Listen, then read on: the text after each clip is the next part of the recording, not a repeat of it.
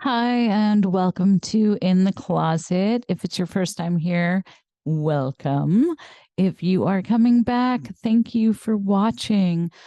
As you know, In the Closet is not a political show. I am talking about gun violence and mass shootings in America. And gun violence has become an insane epidemic in our country.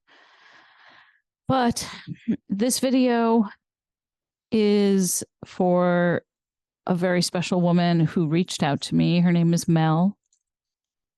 She is the survivor of a mass shooting at Oakland Elementary School in South Carolina in 1988. And over 34 years later, she really wanted to share her story, and she reached out to me, and she's an incredible, brave, beautiful soul. She also wanted to come out of her own closet and talk about mental health and her diagnosis with C-PTSD, Complex PTSD. And we're going to talk about it. I am going to leave a lot of really great resources in the description of the video below. Please look at them, look through them. For somebody with complex PTSD, triggers are a huge thing. I'm going to take this interview slow and easy. And hers did start with being 8 years old in an elementary school with gun violence. The crazy thing is I have been doing research for the last couple of days leading up to this interview. Excuse me. And there's a website, a gun violence statistics website, and the updates are too fast. It's too fast. It's just an hour ago, before turning this camera on right now, there was one more mass shooting that I read about that just happened a few hours ago in Louisiana, actually. As of now, there was no fatalities, but there were multiple people injured. From this year alone, with Uvalde in Texas, 19 children and 2 teachers. Harlem, New York on June 20th at a picnic in Newark, New Jersey on June 30th. A random gun violent shooting, Highland Park, Illinois, 4th of July parade. Greenwood, Indiana on July 17th. At a food court in a shopping mall. There was September 7th in Memphis, Tennessee. There was another mass shooting in Raleigh, North Carolina on October 13th. Charlottesville, Virginia on November 13th. Football players at the school. Colorado Springs, Club Q, drag show, fun gay bar. That was just last week on November 20th. 5 beautiful souls were lost. Chesapeake, Virginia at a Walmart just a couple of days ago on November 22nd. The gun violence in America is an epidemic, and it is affecting all of us. But this woman who came forward who reached out to me, Mel, to talk about her life after being a survivor of a elementary school shooting. Well, it's quite a story. And so I'm so proud of her. She's so incredible and so brave to come out of the closet, to talk about her mental health, to talk about complex PTSD, talk about her life since then, and where it's going. So please enjoy this video and thank you. I will leave a lot of resources in the description below. So please like this video, subscribe if you haven't already, and thank you so much for being here. I appreciate you.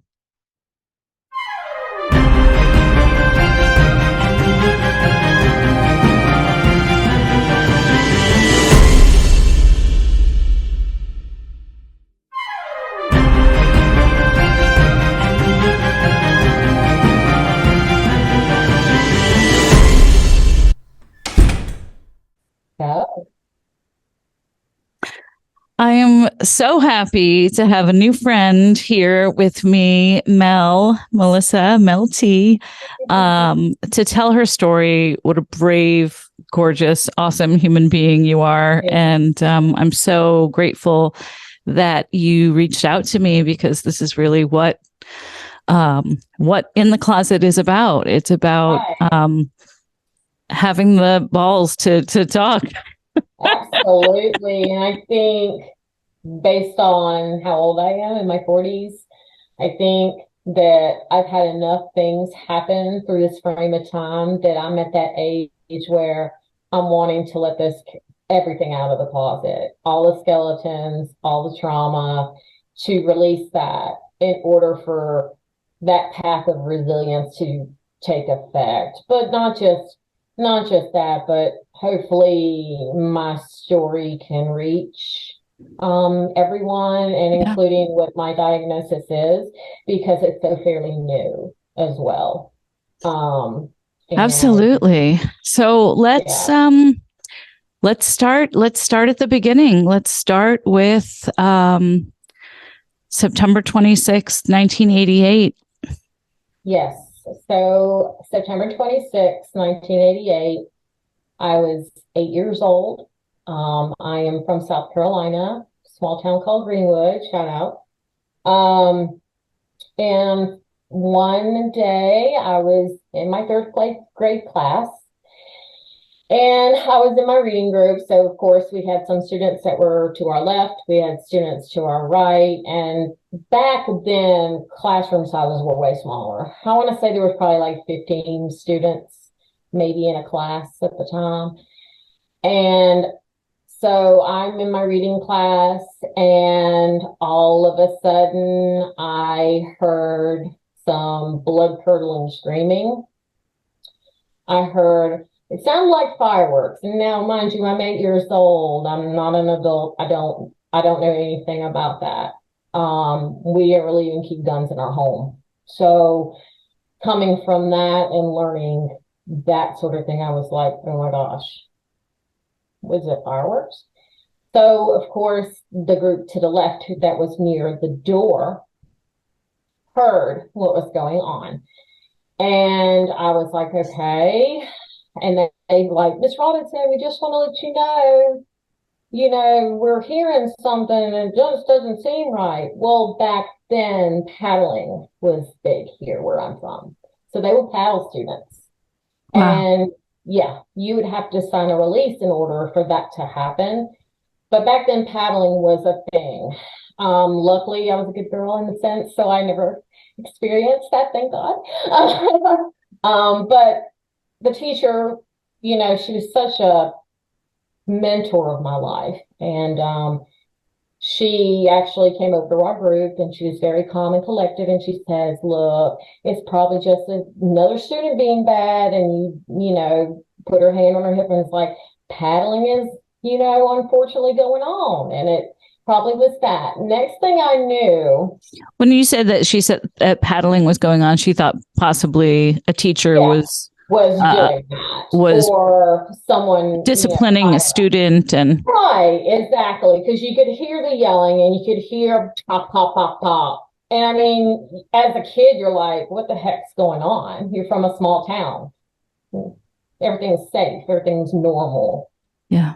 And so we had these windows. I wish I could show you. Similar to probably what you've told me, where you have the windows that are from like ceiling to floor that are very narrow. Mm. We had windows that were like that. And in order to have fire drills or escape mechanisms, that's how big the windows were. So all students could go out.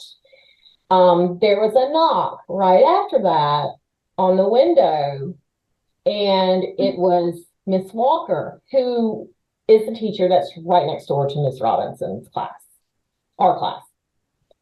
And she knocked on the door, and I saw them talking, and I could tell there was a concern. And I saw Miss Robinson look dead me in the eye and said, "Okay, students, do you remember when we had that fire drill several months ago?" And we were like, "Yeah." "Okay, well, I want you to be very, very quiet, very, very quiet. And this is an emergency. So I need you to be very quiet." She was so calm. Wow. Next thing I know, I was coming out of the window and we were all going.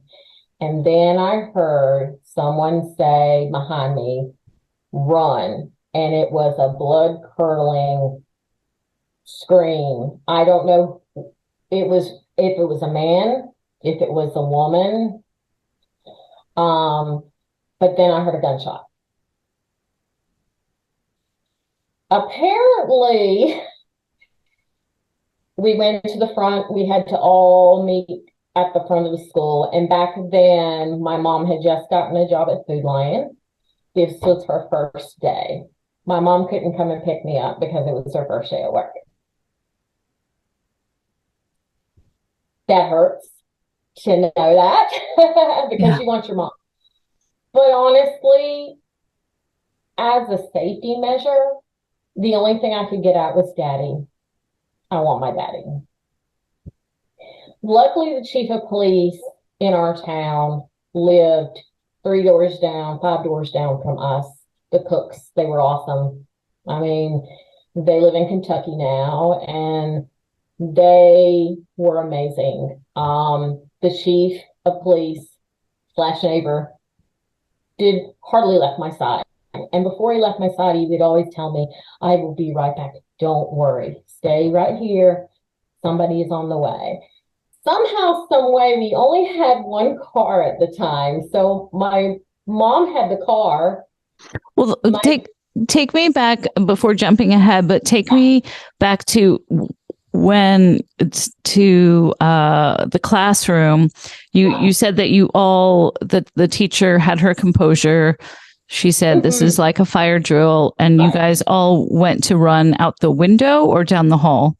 We went running out the window. You went running out the window, Yes. And did the whole class get out? Yes, they did. Yes, and there was something that I noticed because when the chief was talking to me, or my / neighbor, when he had come back, there was a lot of hustle and bustle. Everybody was crying, everybody was shaking. There was chaos. There was ambulances, fire trucks. I mean, everything. And you're 8 years old, and I mean, you're scared, and you are with a bunch of strangers, and you just don't understand what's going on.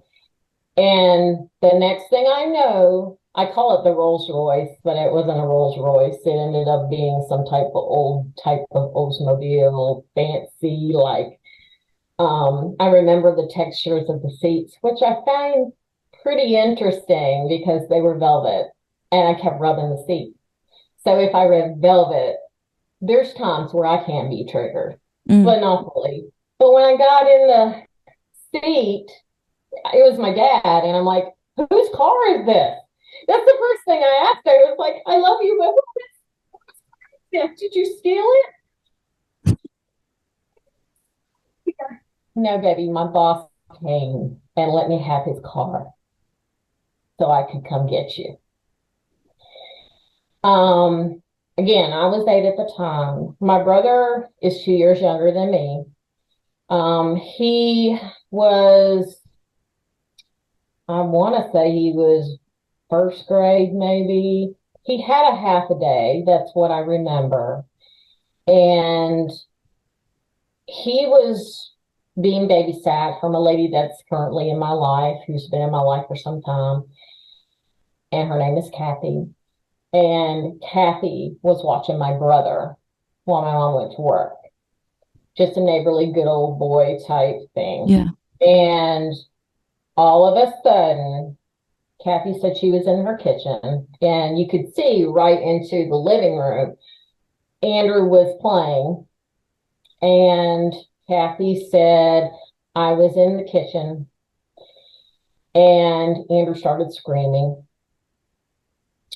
He said, and he called me Melissa. You know, he's like, Melissa, where's Melissa? I mean, he kept saying my name and was crying. And he thought I was dead. He was crying because He was crying because he was seeing the footage from the media. Because he was watching the TV while he was being babysat. Right, right. And he started hollering, and Kathy said, I've never heard a child scream like that at that time in my life. So track back, he got home, I got home. I was basically, I remember going to the doctor once. Mom had taken me. When the shooting was happening, just trying to get, people to have a full picture of this, you heard the noise, the teacher got the class out, yes. But there were 2 casualties from the shooting. Right. Who were they? Who were they to you? And how did that happen? And where were they? I want to talk about them first before we go into the whole scenario of how he came in and stole the shooter. so many. Right. I don't call him by name because he's an animal in prison right now. And we'll get into where he's at now with that process.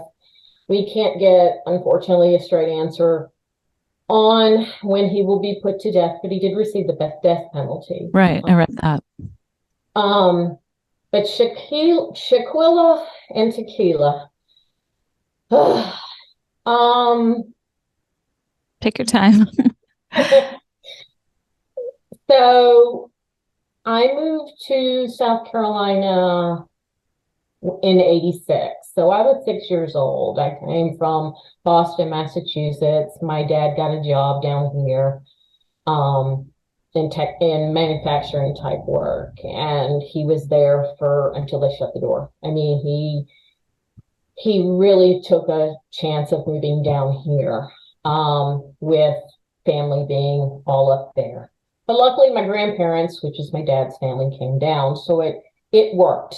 It worked the way it was supposed to work. Everything happens for a reason. And I believe that. Yep. I was here for this reason. Yeah. But Sheila, she was the first child to ever friend me. She was African American and the biggest smile. And she didn't see color.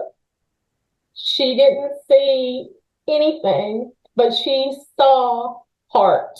And she had a heart of gold, and so did Tequila. Now, Tequila, I don't know her as well as I did Shaquilla. Yeah. We would play. I mean, I remember, playing with her and all. And my Kleenex.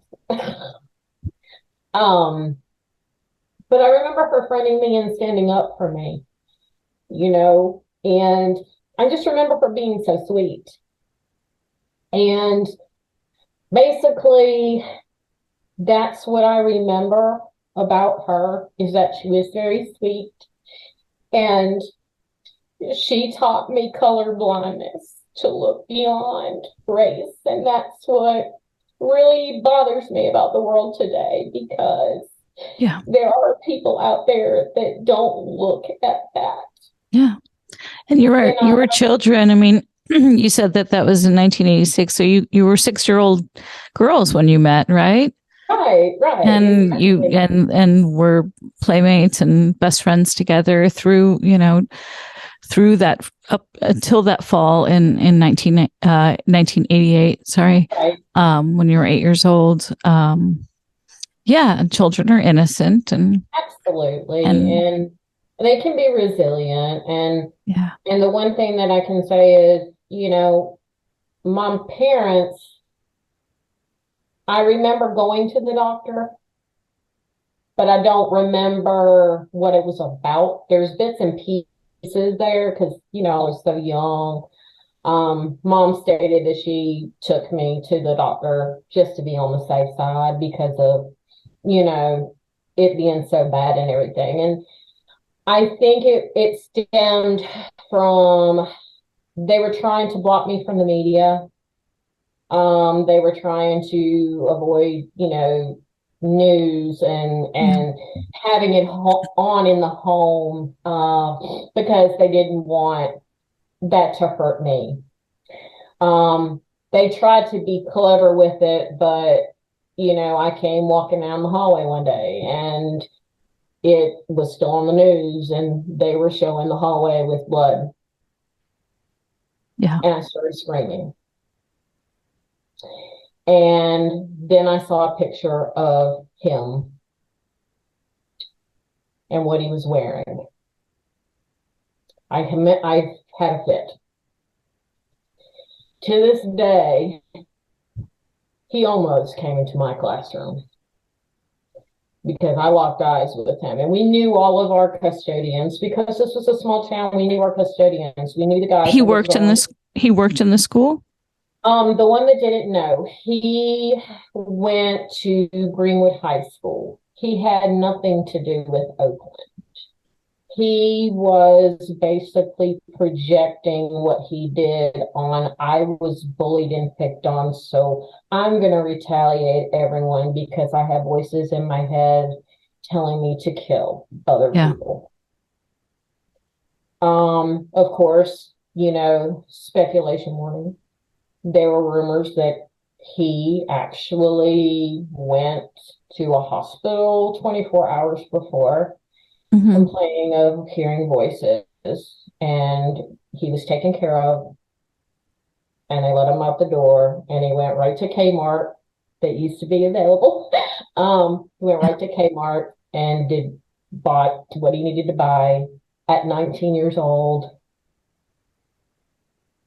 19-year-old.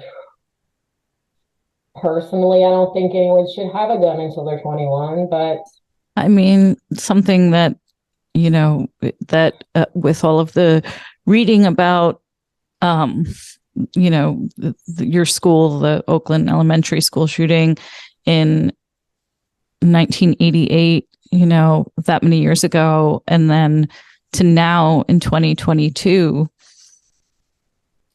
it is still more difficult to get health care and right, mental health care than it right, is to get guns. It's easier to get a gun than it is to get mental health care. exactly. And And it's terrifying. it is. It It's really is. terrifying. And I mean, in my intro, I, was talking about just how many, how many, how this is an epidemic in America. right, Um, the gun it's always violence a and the nuance. mass shootings. And when we met, and first talked on the phone, and I started doing research, and there is a website, a gun violence information website, and the rate that it is being updated is astounding. Yeah, yeah, And I yeah, I won't I won't interrupt this story to talk about that, but when you were talking right. about the shooter having some history of Mhm. illness, Yes.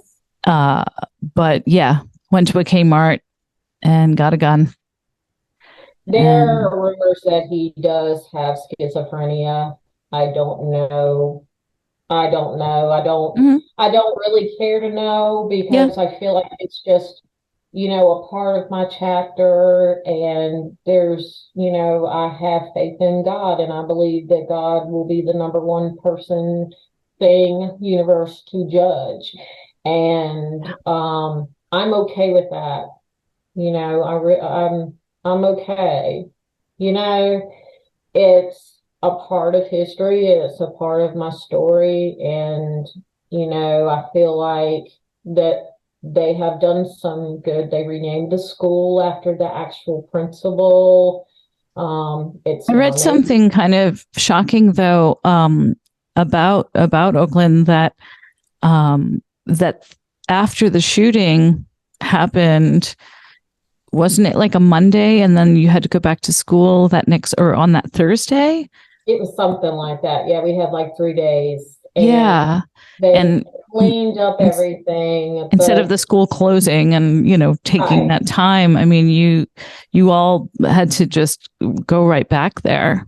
Yeah, and we had to go back in the same classroom, go down the same hall. There was nothing that was changed. Oakland is actually, well, Rice is actually the same. It looks exactly the same. It's not Did like they they change tore it. anything for the security of, I mean, They that do came have a lot later, I lockdowns. think, in the 90s, in the Right. 90s, early And 2000s.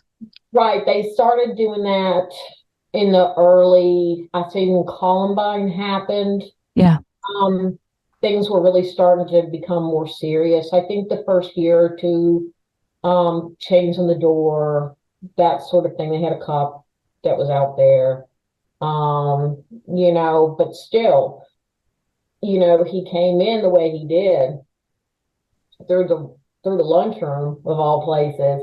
He shouldn't have. I just believe he shouldn't have made it that far. How many Um, people were actually injured? none, 9. Yeah. none, yeah. And I know a couple that were injured. Not of. I know one that of on social media, and she's in another country, and Yeah. she was hurt, but we are not close like that. I like a lot of things because she's had a beautiful family, and she's doing awesome. I think she has 4 kids now, so she's doing really well. If she comes back to Greenwood, I really don't know. I don't know till after the fact. Yeah. But it fractured certain people in certain ways, and not to discredit her at all because everyone's different and they go through their whole healing thing. Yeah. Um, I just feel like the school should have been torn down and rebuilt. What was wonderful is next to the school, they have a memorial set up, and it really got overgrown and nasty. And a friend of a friend on Facebook started an Oakland survivor site. And so people started kind of bonding. And so I started bonding with a lady named Shannon, um, who wanted to, who was laid on her heart to actually redo that whole thing. This really started happening. They were pruning and putting new things down about a year into my therapy. So it was pretty recent, about 5 years. Yeah. And it was one beautiful, beautiful experience because Kathy was there. They were inviting people to come look at the garden for the memorial. And they were asking all people from former Oakland students to anybody that want to come pray or whatever your belief, to come out there and say hello. So I came out there with Neil, who's my husband. We were dating at the time, and he wanted to come with me.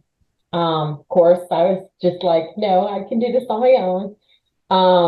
But he's like, I want to be there for you because you're going to need me. You're going to need somebody, and I want to be that person. So I got there, and Kathy was there. My mom was there. And Kathy gave me a hug, and she said, I want you to look over at that bush and don't you freak out. And I go, okay. what's going on? And she held me tight and she whispered, Shaquila's mom's over there cleaning up.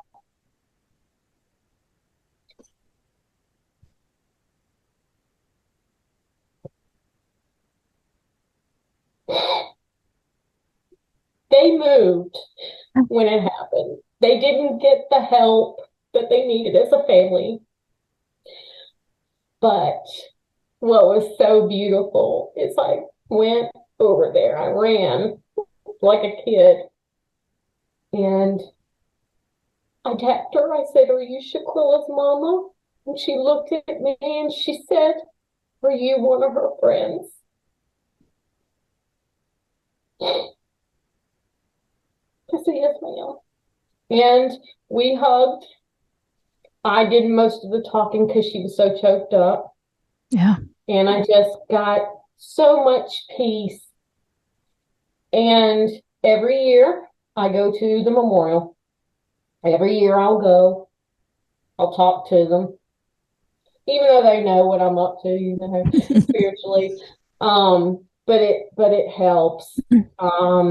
But when I got to see her and that hug said too much, it was like a big weight had been lifted, and that's when the tears stopped. Less of them came. Yeah.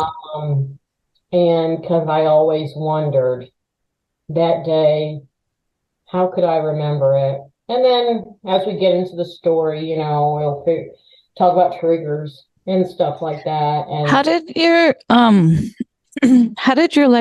you change as a person, as a little 8-year-old, as a child, as a person? How did you change when you went back to school that day and then went on to the rest of middle school and high school and the rest of your education? How do you see the way you grew up affected by the shooting?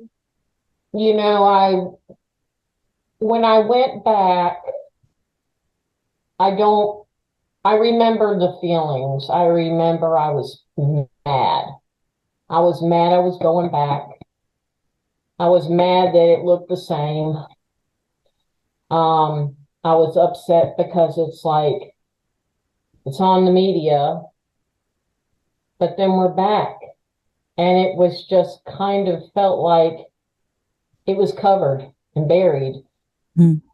And as a child, it's kind of like your safety's been kind of ripped a bit. Yeah. I don't like going to big places. Even going to Walmart is a challenge. Yeah. I can't even go there about Walmart. Like, it made me want to shut down when I heard about the shooting right after the Club Q. That he was laughing. When I heard that he was laughing, that really struck a chord with me because I had been hearing things through a small town that he was cackling to. So we don't know, let's take a breath. I want to, you're a champion to me. I want to also, I want to also talk about your journey and talk a little bit about what you have come out about with your diagnosis, of complex PTSD. So take a little sip of water or whatever we need. In 2018, you were professionally diagnosed with complex PTSD. And a lot of people, if you don't know, there are differences in PTSD and C-PTSD. A lot of people who you've heard maybe who have PTSD from a specific traumatic incident in their life, going to war, trauma, car accident, many things. Complex PTSD is it's a little more exactly what it sounds like, complex. It can root from traumas, multiple traumas from childhood, and have long lasting, life lasting effects, physically, mentally, with cognitive, everything from dissociation, as a mechanism for the mind to protect itself, to Like you protect can go yourself. numb, right? You can go numb, basically like numbing out is we like to Mhm. call it. Attention, Yeah. things like that, and it's no joke. And you have navigated this. So, can you tell us? I mean, that's a very basic, my kind of basic, letting the audience know that there are differences between PTSD and CPTSD. And Right. so, tell me about your journey. Oh gosh. So basically, let's see. Um, when went through life after, shooting. Of course, 12 years old came around. And of course, you go through that way of life, the nerd phase. I had literally blue glasses, palm for poodle hair, basically. I don't know what my mom was thinking or what I was thinking, but I started attracting, a couple people that would hang out with my brother who were older. And one I had a crush on, one I got the creeps from. Straight up the creeps. Told my mom he'd pinch me or, he'd kind of, touch me or get near me. And I'd be like, no. Um, in a nutshell, basically he attempted an essay. Mm-hmm. Um, and the A word basically occurred. I ended up racing home and I did went to go attempt to tell my mom. Unfortunately, she yelled at me because she was on the phone and it made it look at the time that that was more important than me. My dad, I couldn't place blame. I looked at my dad's seat. He wasn't there. My dad worked like third shift, second shift. So of course, during the day, he worked so many different weird hours. It was either mom telling us to be quiet because he had to sleep, or we ended up having dinner, in the old 88 Ford Escort that had no air conditioning in it. I mean, we would make ends meet. Mom made it a point. I can't fault her for that at all. She Sure. made it a point that love was in the home. She is, we'll come to that. But I understand as an adult. I understand why my parents are the way they are and kind of just how things are. But after this happened, high school, I was very introverted. Um, I didn't have a lot of friends. I would have two or three. I was very quick to throw them to the wayside. Very quick. You Yeah. talked about me, bye. You call me the B word, bye. I don't need you. So I became putting up this wall around others because I wanted to be safe. I didn't understand that what happened at 12 and what happened at 8 hurt my brain. And I thought, oh, I got away. Oh, it didn't hit me. The bullet didn't hit me. Um, so I didn't date in school. I never went to prom. I was never asked to prom. I could have done better with my studies. I was a good student, always did my homework. I was always by the book. Yeah. Everything was by the book. I did all the right things, said all the right things. I put on this front, I think I had anxiety, PTSD, but also I had a little bit of depression, I believe, because I was in my room a lot. Um, but I know that when things were down, I kind of knew to get up for some reason, ride my bike. Um, I started losing some interest in riding my bike after the attempted, happened. And but I didn't think anything of it. I thought, oh, you're hormonal, because I was always told at home, you're hormonal, Right. or always it was always said, you're just overly sensitive. God Excuse me. bless you. Sorry. Apologies. And just going through the motions and just kind of just saying, hey, um I feel like there's something wrong, but no one's at home is saying anything. Was there any um, awareness of mental health help, or any sort of, was therapy ever something? I mean, I feel it was a different time back then, than Absolutely, it is now. absolutely. But in your household, was there ever, um, was that ever brought up to you that, you know, that there could be therapy or anything like that? Because No, you clearly didn't feel safe, and it was showing in all of the right. things that you were doing. Isolation. Yeah, the isolation of it Mm-hmm. all, and kind of, always telling mom, well, this girl did this, and kind of was putting to blame. They did it, they did it, but it really wasn't just them doing that. It was the fact I wasn't forgiving based on the trauma Yeah. and coming to realization of that. Um, Kind of all morphed together. And again, never dated, and I never had relations. I mean, I did not lose. I don't know if I can say that. You can say it. But, Yes. okay.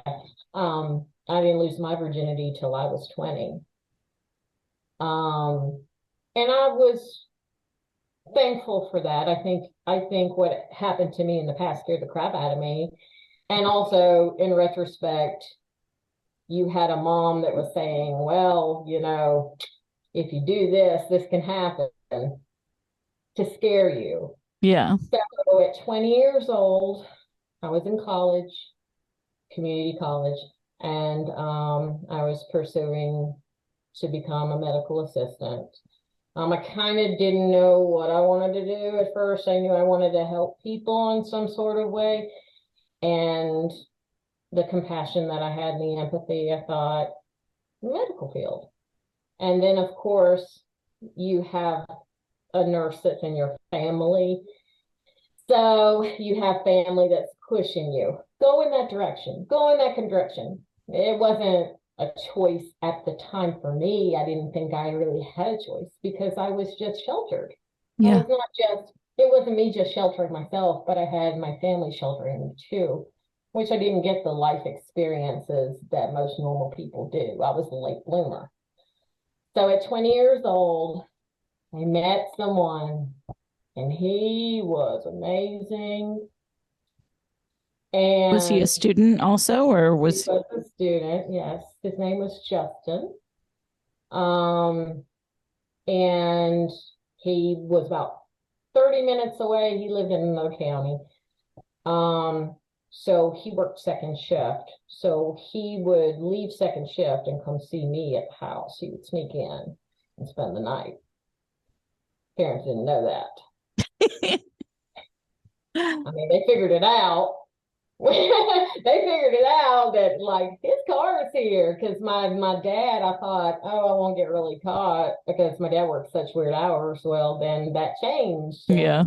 what's going on? Like, I'm seeing somebody, I'm seeing this guy, and then they let it happen. Now, in retrospect, I don't know if I would do that. I wouldn't. I don't think I would have let. But I'm 20. Yeah. you know.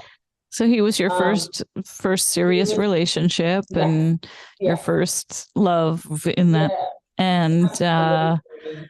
And and you got married, huh? I was with Justin for 2 years, and he got in some trouble with the law. We'll just say that. Okay. And so I decided he ended up not he ended up telling me after it had happened months later, because he was kind of ghosting me a little bit, and I thought, what the heck did I do? Self blame, Started what's getting some wrong? random like collect calls. Right, You're exactly, like, are you exactly. ghosting me? This is before cell phones, people. This is Yeah, before texting. before This was cell phones, before yeah. And texting. did he end up when you said he got in trouble with the law, was he uh locked up? It was a possession of marijuana charge, well, cannabis. And here it's considered, it's as bad as heroin. Just gonna leave it as that. Wow. But he ended up having to go to like a community service type thing down Okay. about an hour and a half away from where I'm located, and he wanted me to go with him. And I don't remember who the psychologist's name was, but he was outstanding. He broke down an alcoholic or drug addict's family tree. He actually broke it down into section, like they'll call this person the golden child. This person is going to be called the black sheep of the family, because families are fractured when that happens so significantly, and it is considered trauma. Yeah. Um, Little insight to my family: we were an alcohol-free home because my mom's dad was an alcoholic. My dad's mom was an alcoholic. So there are things to this day that I don't know. They won't talk about. Mm. And I have to respect their boundaries on that, because they don't want that to be tainted by Yeah. the way they treated, me. Because when I knew one of my grandmothers who I was close to, it's like a second mom, excuse me, she was sober. Occasionally I catch her having a drink out to dinner, but I didn't think of anything of it. So going back to learning about that alcohol, it struck a chord with me, and I couldn't understand why it struck a chord with me. So a few months go by, I'm getting ready to graduate. We've been together 2 years, and he started ghosting me even more after that. I'm like, what's going on? He ghosted me a little bit. Then I'm going to something very, very serious, and I have a graduation coming up, and he's coming to my graduation. Graduation came, nothing. He just didn't show up. You He never didn't heard show from him. up, he didn't call, he didn't come by. It was like he never existed. For how long did that go on?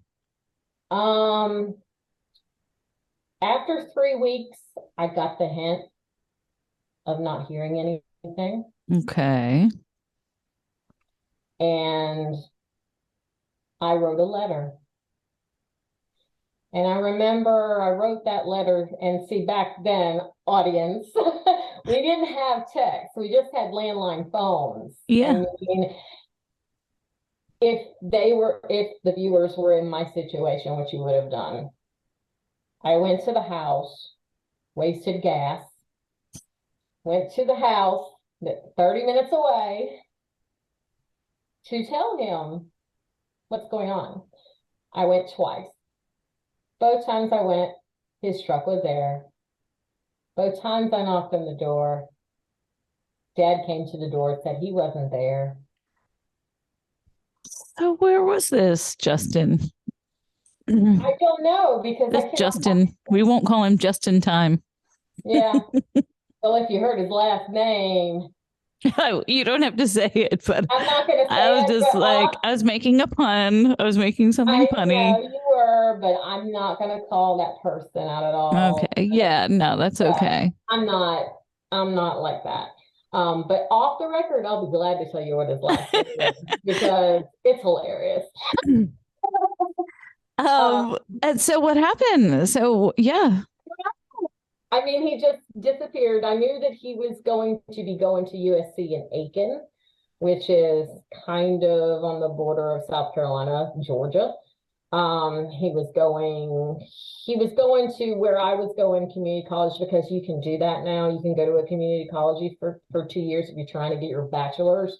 Mm-hmm. You can take your basic courses and then you can just transfer them over and you only have to go to a 4 year, 2 year. That's what we can do here.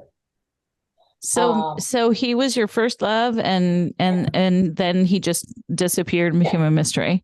right. But did you ever get back together? No. Oh, okay.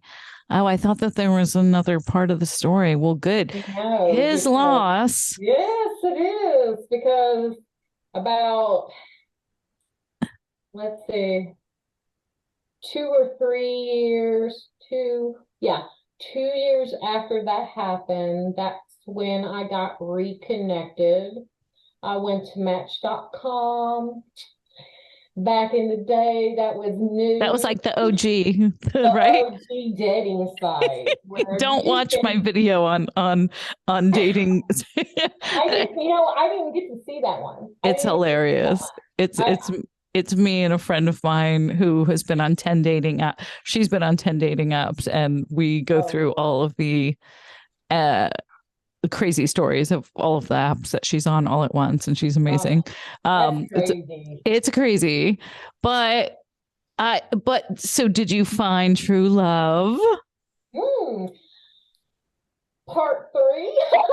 Yes. Part I, 3. no, I seriously, 2 years later, I went on Match.com.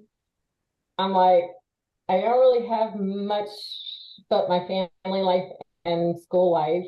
And that was all I had. And I was like, well, I'm going to go on here and kind of meet people.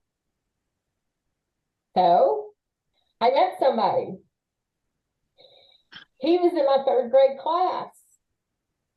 He remembers the same thing. So instantly we bonded on trauma. So wait a minute. So you matched with somebody on match.com that was Yes, in your third grade class, yes, yes, and ma'am. Oh, yeah. was he also had the experience of the shooting, or was he there He after?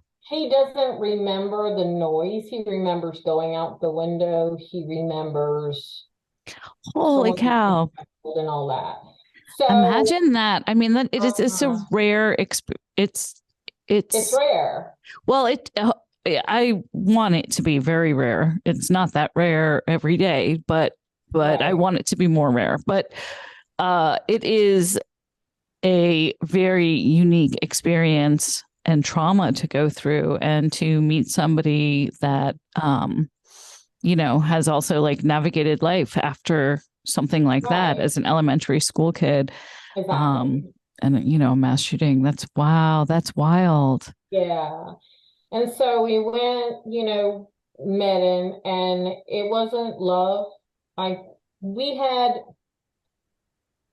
it was friendship first. I think we trauma bonded. I know that now what that Mm-hmm. means, and people can look it up for but Sure, there's definitely trauma bonding. yes, Yeah. absolutely. And he had a lot of mental health issues that he masked with alcohol. When we first dated, he hardly drank. We partied every now and again, but he had his own place. He had a great paying job. I was taken care of. He basically threw money at me. I mean, he showered me with gifts.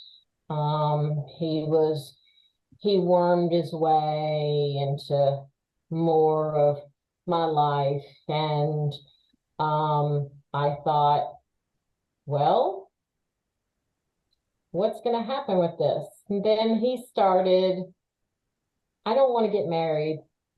I do want to get married, but I don't want to get married. I've been married before, so I don't know if I want to do that again. So then we were together for almost 2 years. And we were on the verge of calling it complete quits because he needed space. And when he said he needed space, all these red flags kept going off throughout this whole trauma bond with him. Mm-hmm.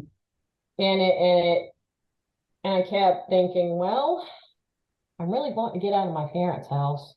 I didn't have the self to, it wasn't taught to Yeah. get on your own and see the world. It wasn't that. So I ended up going over to his house that he had bought because he had planned to have a life with me. And then he got wishy-washy. And again, I was reverting back to what happened with me before. Yeah, of course. And so I ended up going over to his house and I told him, I said, look, I don't think this is working out. You're too wishy-washy. I don't understand what you're trying to do. And he's like, well, let's watch this movie. Well, like, what movie? And I was like, what are you trying to what movie? And it was The Wedding Singer. And that's one of my favorite movies. And so at the end, when he sings that song, he said, I love that look you have on your face at the end of that movie. And it gets you every time. So in the heat of the passion between us, he proposed. He proposed after watching The Wedding Singer. Basically, yeah. Ah, what? And how old were you? I was 23. Okay. See, we're grown now. So when we have these conversations, we laugh a little bit. We laugh. We're grown. I We're can laugh grown. about it definitely now, for sure. So I told Mom, we went to Walmart to pick out my ring. He did not take me to a jeweler. He did not want to spend a whole bunch on a wedding ring if, things might not work out. Thought that was weird.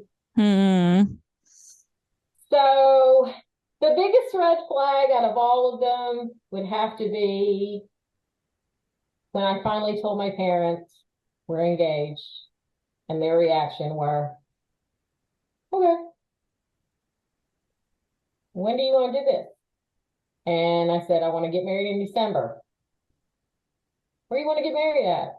I want to get married at Myrtle Beach in December. And of course, they asked all these questions and all these things started flying. And I'm like, look, I just want to get married. Just want to get married. You wanted to get out of there. I wanted to get out of there. And I thought he was my escape. Yeah. And so 3 months later, we got married at a chapel by the sea, literally.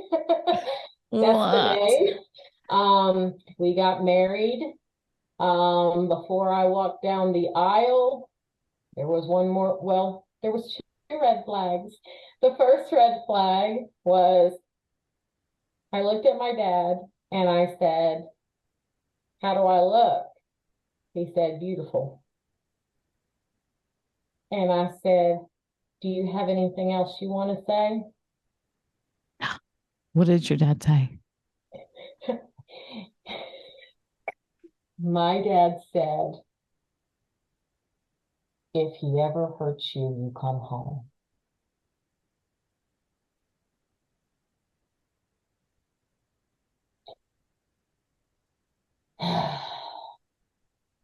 I went through with it anyway.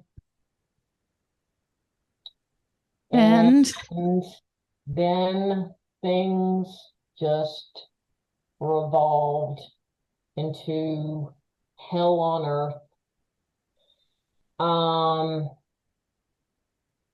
I believe that my first husband, was bipolar.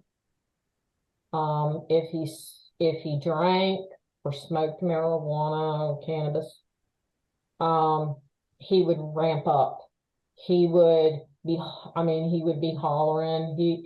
And not to bring up the Amber Heard trial, but when she started talking about the howling, it pissed me off Mm. because I heard that. Hmm.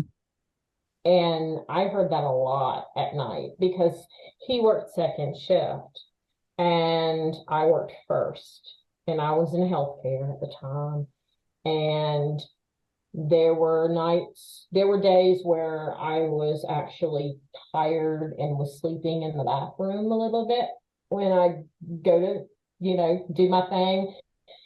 I would start to fall asleep a little bit because I would be so exhausted. And, Yeah. you know, skeletons in closets. I mean, you're hiding it. And I got so good at putting on that fake facade for so long that when things happened, when things ended in that marriage, um, that's when things went out of control for me mentally. Um, I ended up hiring a, I basically, during that marriage, my turning point was when my help came into play. Yeah. Um, at 31 years old, I had stage 1 thyroid cancer. And yes, I told you there was a lot. Girl, you um, are such a the survivor. You've timer, the been through, timer, yeah, you're just such a survivor. I mean, wow. You've been through so much. You've been through so much, and you're still so young and beautiful and resilient and brave thank and you, strong. thank you. And and you had a slew of health problems, and that's probably also was linked to obviously your Absolutely. physical health and your emotional health and your mental health, all linked together. Right. Um, and but you swung through that too, Yes. huh? Yes. And And you're cancer luckily, free. yes. So basically, the cancer was discovered at work, which we could do that another day. I was a guinea pig, and they found 2 spots on my thyroid, and that was another journey. Um, when I finally got my biopsy results, my mom was with me. He wasn't. And when I found out the results, I called him on his lunch break. We had cell phones then. Um, but I couldn't text on the one because it was an old flip phone, and it's hard to text, Hmm. rather call. So I called and I said, I need you to come home. He goes, all right, I'll be there in a little bit. Came home and I looked at him and I just started crying. He came over to me and gave me a hug. It didn't feel real. Wow. It felt like kind of like you're meeting someone kind of like for the first time. It was kind of like a feeling that this is done. You're done. You're done. Because after the hug and I wiped the tears, he said, I gotta go back to work.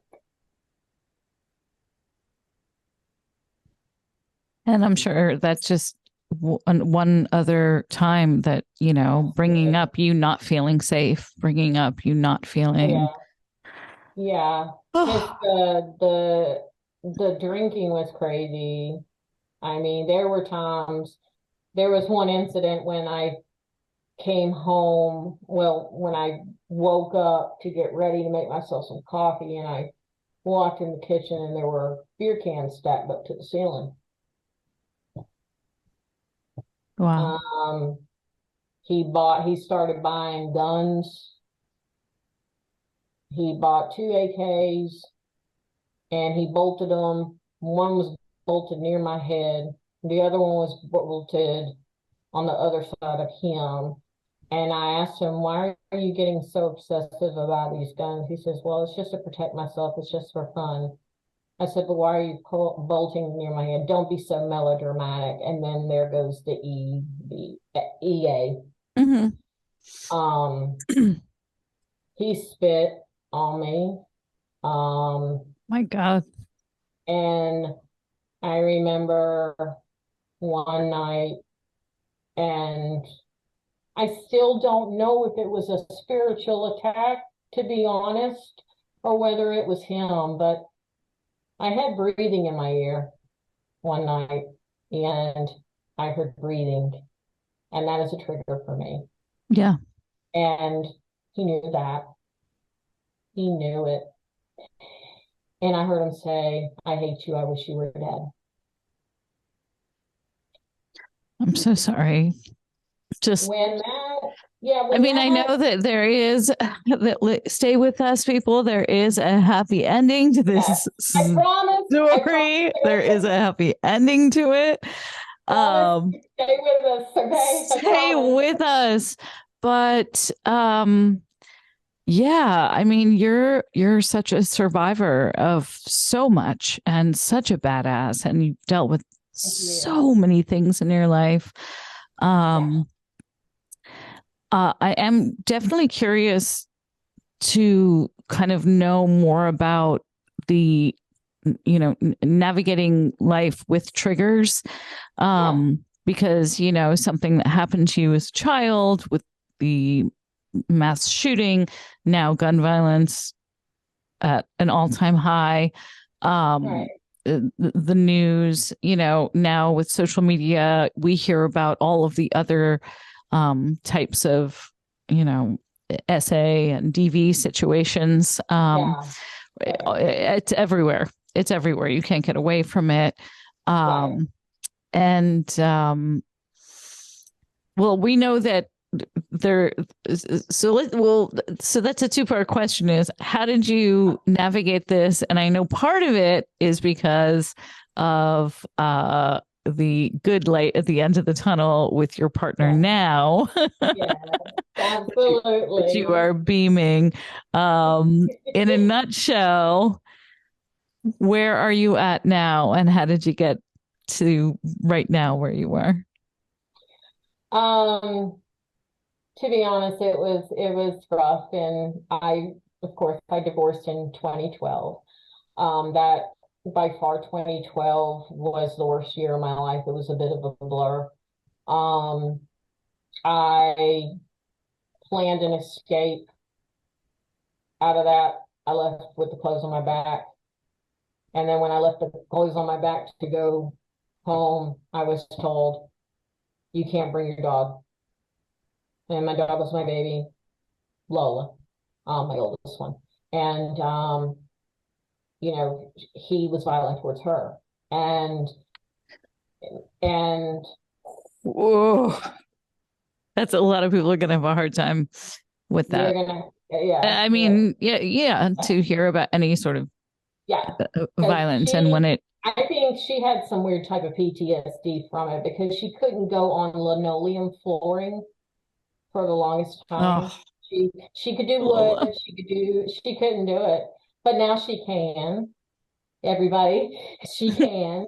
She Uh, comes and visits me in the bathroom and in the kitchen. She's awesome, and I was able to stand up for myself and said, I need her.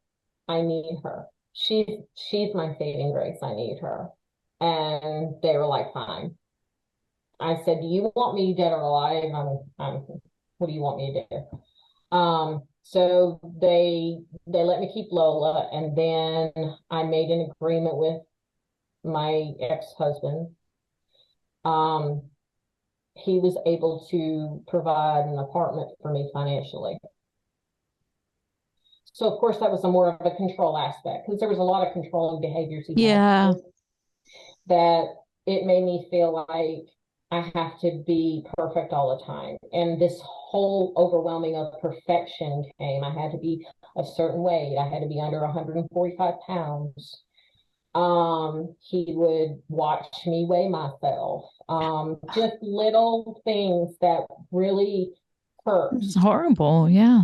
Right. And now with the triggers, it's funny. I can't predict when they're gonna come. I I can discover new ones every day, like it's Kim. I love her to pieces as well.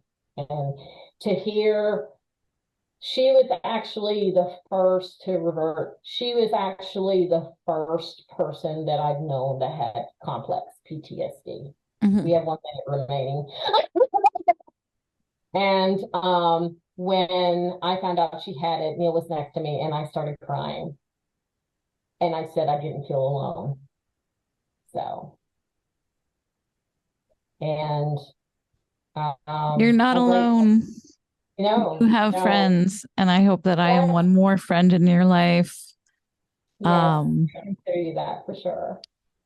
and you came all full circle now. You're happily married now to a Yes, chef. yes, Hashtag goals for that. Just stop absolutely. sending me pictures of food.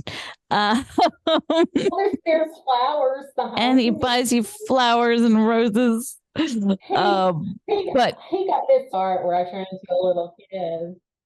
so we're getting to the best part of the video, the happy ending, the survivor and a half. Geez, girl, you're you've been through it um Live. and so inspiring. You're Thank absolutely you. inspiring to Thank people you. who have um gone through trauma, and when I speak to you, you're smiling, you're happy. um let's talk about where you are today. Where And where I we am we looked today. at the roses behind you. Yes, this is from my husband. He's a romantic at heart, so I Aw. still getting used to And you that. are 2 years newlywed, right? Yes, we are. We've been together for 4 years. So yeah, How nice. Well, I just met him through you, obviously. yeah. But it's so awesome. And he's a chef, and you guys love talking about food together and his Cooking together. career and what you're doing right now and talking to people. Yeah, Absolutely. you're doing great. You're doing really great. Thank you. Thank you. If I I'm can so just proud get of a you. job, that would be great. Yeah. But that will come. That will And come. put that out there in the universe. Put that manifesting Yes, energy, the that's right. That's manifestival right. energy. That's what I call it. That's right. Yes, It happens. It happens. it So, does. What's your dream job right now? well, I'm looking into medical records or medical coding. I'm kind of looking into that sort of thing since I've been to school for that. Um, and going from there, I kind of want just a cubicle job. I'm pretty much burnt out on customer service after just everything I've experienced. And then on top of that, taking a brief sabbatical for my mental health. I've had to take 2 sabbaticals in the past since I started therapy, just because my brain just was so exhausted and Yeah. tired, because it was a lot. I was I was at an alcohol drug rehab center working front desk part time. I was there for what 2019. No, Mhm. 2018 I got the job. So I was like again I say things happen for a reason, and I think for that particular job and that particular season of my life, I was there because I was able to go to therapy. I was able to graduate from, one beyond A is what we're Yeah. going to call it, which helps with the childhood traumas. And so when I graduated from that, I went to Beckman Mental Health, which has several counties in South Carolina. I don't know about the outlining states at all, but they've really come through with getting help to people that are not just less fortunate, but I mean, they will help every which way. They are able to pay for my medications, That's for great. one of my medications, because literally one of my medications a month is $415. Yeah. And I have insurance. And, luckily there's a financial health benefit that I think people need to probably ask about if they're wondering about mental health. They can actually provide, some type of financial assistance program which your medications are covered for a year, that have to do with antidepressants. So that And is that's a a program that you're enrolled in. yes, yes. You renew every November, which I'm already up for a renewal. So I was like, well, I might as well go ahead. That way I have it for a year. So when I am going back to work, that way I'm okay on that medication until I get really squared away in a job. I'd And love to add, in the description of the video below, definitely add some resources perfect. that Yeah. you'd like to give me that I can Yeah. add in there. Okay. I think you're incredible. I think you're beautiful. Your soul is beautiful. Um, you Don't know, make me cry. the navigating triggers is it's not easy, No. and And it can you ruin your day. Like literally, it can come out of nowhere and it can set you back. And then that whole day, you're blaming yourself. You're like, gosh, I was just, I didn't do that to my body, or I didn't do this. yeah. And, you know, But so I think you're doing really great, and I thank hope we can you. continue to talk and I want that. I mean, absolutely. And I just think, on a personal level, it takes time to form relationships and friendships and everything. yeah. And I still got a little bit of skeletons left in the closet. So yeah. Oh, good. We have Um, endless amounts of episodes. yeah. Well, thank you So, so much. I hope you have a great rest of your evening. Are your dogs anywhere nearby that we could get a look at Lola maybe before you? absolutely. Because I that would be such a treat for me and a Yes. treat for everyone watching. Because I've seen photos. I would love to meet your pups. Yeah. Hold on, guys. Hold Yay! on. Puppies, puppies, puppies, puppies, puppies. You hear them? Come on. Such a tease. We need a good ah a good deep breath. Oh my goodness. This is Luna. Say her name and she'll Hi probably. Luna. Hi Luna baby. Oh, she's so precious. Yes, this is my youngest one. This one's like year and a half, almost two. Almost two. Two, and I'll And get Lola. Lola's 14, right? Lola's 13. She's Lola's 13. Okay, 13. 13 years young. Yes. Hey, That's baby. this is making my night. Good. I'm glad. I want to make your night. I want to make people's night. Yes. Oh, I can't take it People's night. anymore. I have such crazy puppy. Like, I want a new dog so I know bad. you do. I am. I I know am you do. manifesting that. I'm putting it in the universe. It's gonna happen when you look in their eyes. You'll know. Oh, Hi. my baby And if love. everybody sees, she is an underdog. She has no arm right here. She's a tripod. She's in my bed, tripod. Oh, baby. And that's Neil, by the way, everybody. Just The one. the pup handler, no face. But that's He's the pump handler. It's so nice to meet you, Neil. We will talk about pappardelle bolognese another time. We like to talk about Italian food. Well, thank you Yeah. so much. And thank you everyone watching this video and sticking to the Yes, end. Please, if absolutely. this is your first time here, please hit subscribe, hit the Yes, notification bell, because and we're going to talk, and she's going to talk about like very uplifting things. Okay. yes, yeah. I just want this There was a to need be for this heard. video, and there Yeah, was a need for you, and I think it's going to help a lot of people, and I listening to hope your so. story, and you're a hero. Thank you. I hope you have a really great rest of your evening. Oh, and one more thing. Yes. The ring, it's Oh, real. she got it. She got it. She got the bling. That's Hmm. gorgeous, darling. Thank you, darling. Are you gonna have like you said before that because you got married before or right during COVID, right? I Or got during lockdown? married. I got married in 2020. We were supposed to get married in So you March. haven't had like a big honeymoon yet. We had a honeymoon in Charleston. His dad paid for it. So we ended up Nice. having, a good like 5 days. Yeah, 5 days. And Charleston is such a romantic city. It's amazing. It's Oh, so fun. beautiful. You would love it. But yeah, the food down there is great.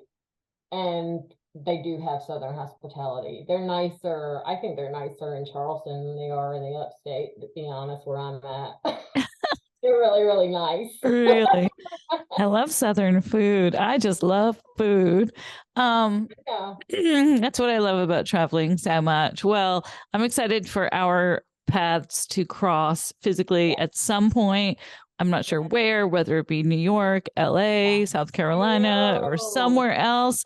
But I adore you and I thank you so much for coming in the closet and coming out of the closet about some serious topics. Yeah, Yeah, this has been absolutely. great.